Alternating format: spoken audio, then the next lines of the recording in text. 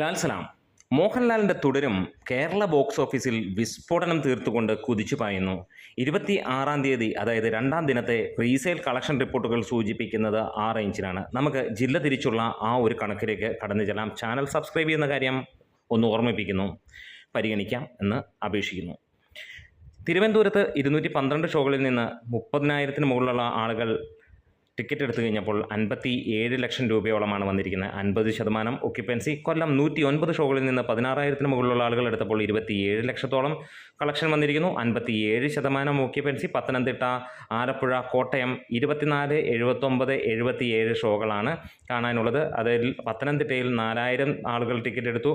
ആലപ്പുഴയിൽ 13,000-ന് മുകളിലുള്ള ആളുകൾ, കോട്ടയത്തും 14,000-നടുത്തുള്ള ആളുകൾ ടിക്കറ്റ് ബുക്ക് ചെയ്തു.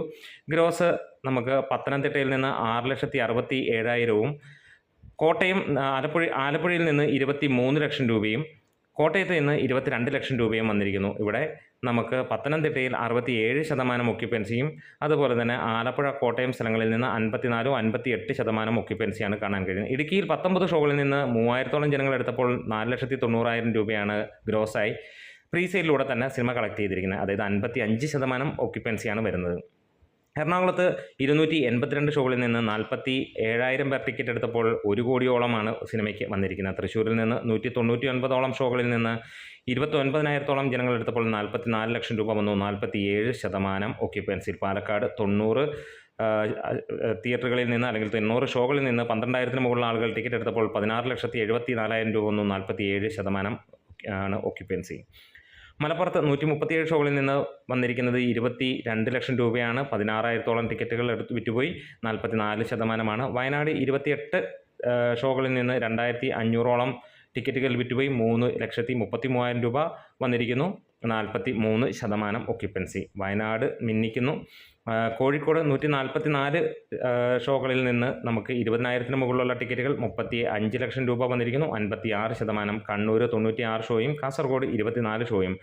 കണ്ണൂരിൽ നിന്ന് 14,500-ഓളം ടിക്കറ്റുകൾ വിറ്റുപോയപ്പോൾ കാസർഗോഡ് നിന്ന് 1,831-ഓളം ടിക്കറ്റുകളാണ് വിറ്റുപോയത്. 22 ലക്ഷം രൂപ കണ്ണൂരിൽ നിന്ന് കിട്ടിയപ്പോൾ 3 ലക്ഷം രൂപയോളമാണ് കാസർഗോഡ് നിന്ന് വന്നിരിക്കുന്നത്. കണ്ണൂരിൽ 63% ഒക്യുപ്പൻസിയും കാസർഗോഡ് 27% ഒക്യുപ്പൻസിയും. മൊത്തം 1,520-ഓളം ഷോകളിൽ നിന്ന് 2,26,000 ടിക്കറ്റുകളാണ് പ്രീസെയിലൂടെ മാത്രം വിറ്റുപോയത്.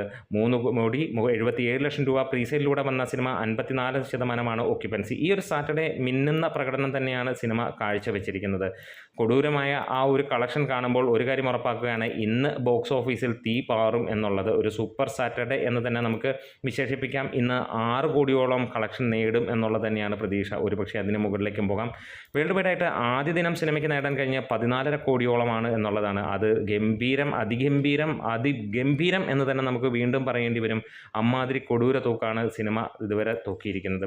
ഈ ഒരു നിമിഷം വരെ ട്രാക്കേഴ്സ് മുഖാന്തരം വന്നിരിക്കുന്നത് ഏകദേശം 3 കോടിക്കടുത്തുള്ള കളക്ഷനാണ് ഇതുവരെ വന്നിരിക്കുന്നത്. അതും 80% ഒക്യുപ്പൻസി. നമ്മുടെ വീഡിയോസ് ഇഷ്ടമായെങ്കിൽ ഒന്ന് സപ്പോർട്ട് ചെയ്ത് തരണം. ലാൽ സലാം.